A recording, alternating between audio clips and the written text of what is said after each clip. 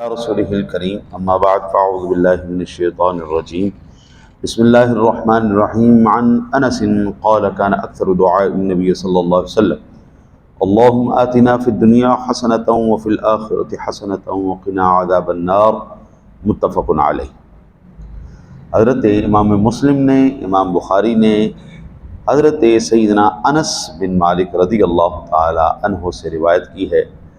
وہ فرماتے ہیں کہ نبی اکرم صلی اللہ علیہ وسلم جو زیادہ تر دعا فرماتے تھے وہ یہ ارشاد فرماتے تھے، الہی ہم کو دنیا میں بھلائی دے اور آخرت میں بھلائی دے اور ہمیں آگ سے بچا لے۔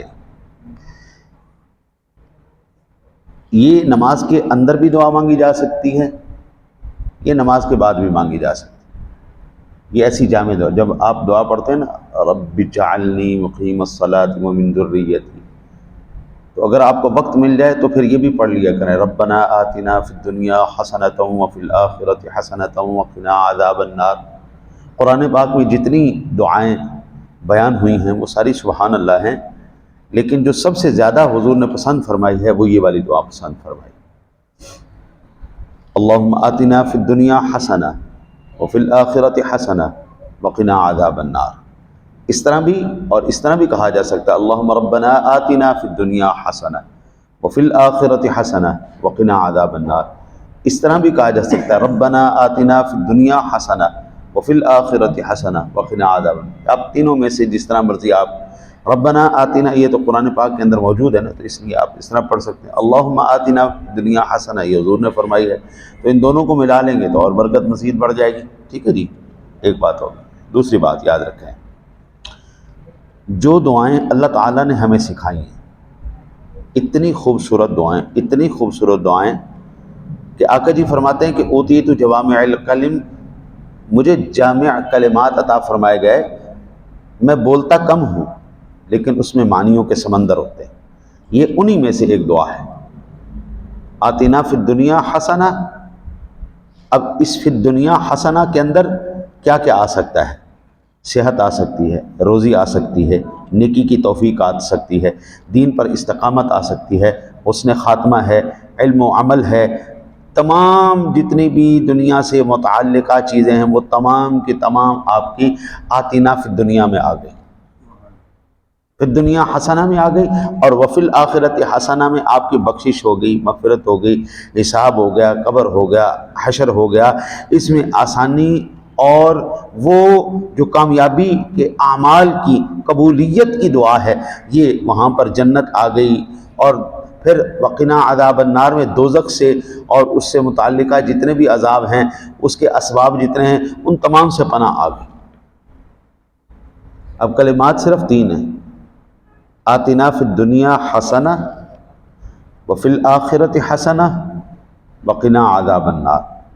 جب آتنا فی الدنیا آیا، اس سے جتنے بھی اسباب اچھی دنیا کے، دیکھیں آج اس دور کے اندر چاہے 2025 ہو، چاہے آج سے 100 سال پہلے کا، اللہ کو رہبانیت پسند نہیں۔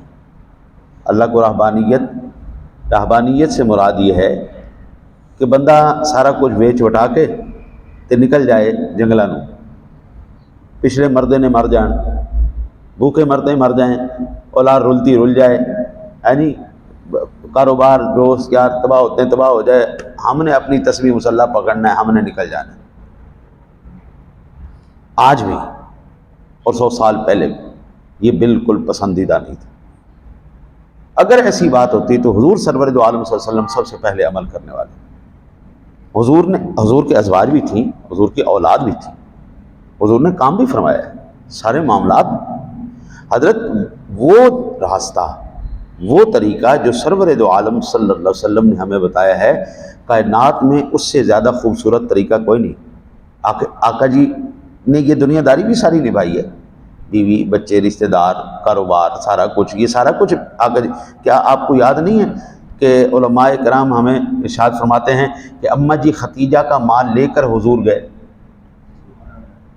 شام میں گئے نا، ہاں جی، تو حضور نے کاروبار کیا نا، تجارت کی نا، دنیا داری کی نا، مصلی رسول پر امام ہے، اور ادھر آپ بہترین تاجر بھی ہیں، بہترین منتظم بھی ہیں، بہترین سپاہ سالار بھی ہیں، ہمارا جہد شخصیت ہے، ہر ایک پہلو کے اوپر آقا جی علیہ السلام۔ اب ایک بندے صحابہ بیٹھے ہوئے تھے اور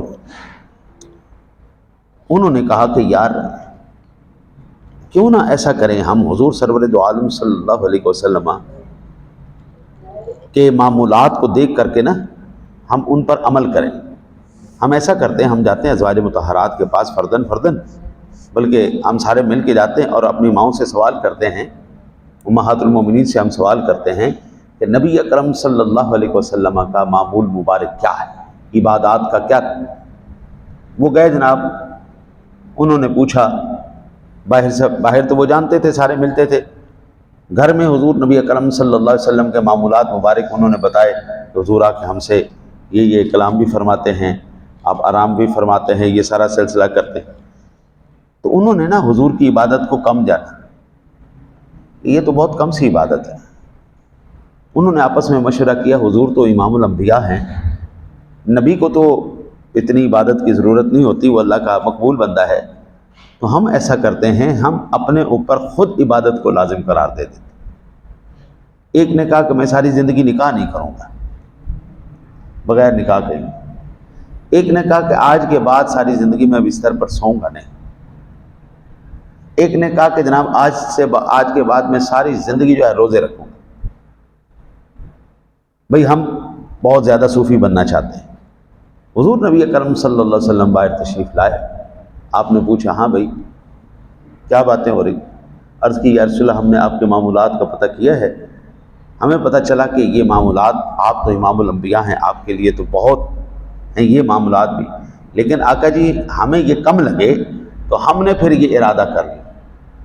آقا جی علیہ الصلوۃ والسلام جلال میں آ گئے، آپ نے فرمایا وہ اللہ کے بندے تم نبی سے آگے بڑھنا چاہتے ہو، نبی سے آگے بڑھنا چاہتے ہو؟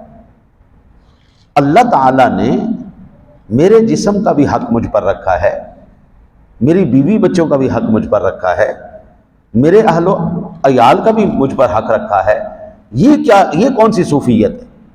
یہ کوئی صوفیت نہیں۔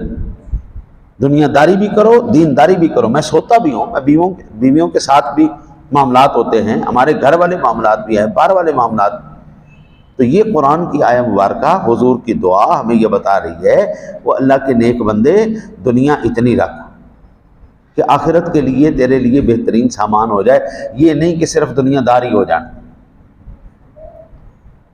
بالکل دنیا دار ہونا بھی اللہ کو پسند نہیں ہے کہ سارا دن بندہ روٹی دے پیچھے ہی نستا پھرے، سارا دن پیسے دے پیچھے ہی نسیا پھرے۔ نہیں، اتنی روٹی ہوئے اللہ کسی دا محتاج نہ کرے، اللہ دے ہاتھ نہ کسی دے اگے چکوائے، یا اللہ لوڑ دی تھوڑ نہ دیں، لوڑ دی تھوڑ نہ ہوئے۔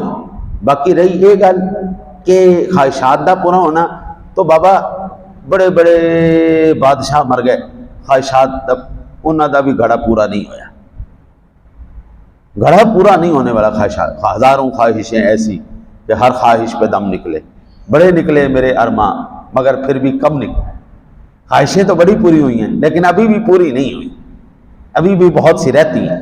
تو لہٰذا اللہ کے نیک بندو، دنیا اور آخرت دونوں کو سنبھال کے لے کے چلنا ہے۔ دنیا داری میں اتنا بھی نہیں آ جانا کہ پتہ ہی نہ لگے حلال آ رہا ہے حرام آ رہا ہے، اور یہ دینداری کے اندر اتنا بھی گھس نہیں جانا کہ اولاد ہی رول جائے، گھر دی بڈی بھی تنگ آ جائے، او اللہ دے واسطے جا کے کوئی کما کے تے لے آ، وہ لے تے آ جائے۔ دعا اللہ تعالیٰ آپ کو مجھے عمل کی توفیق عطا فرمائے۔ اللہم صلی علی سیدنا و مولانا محمد مبارک وسلم۔ اور سنا اپنی بارگاہ ایک دس میں قبولیت عطا فرما۔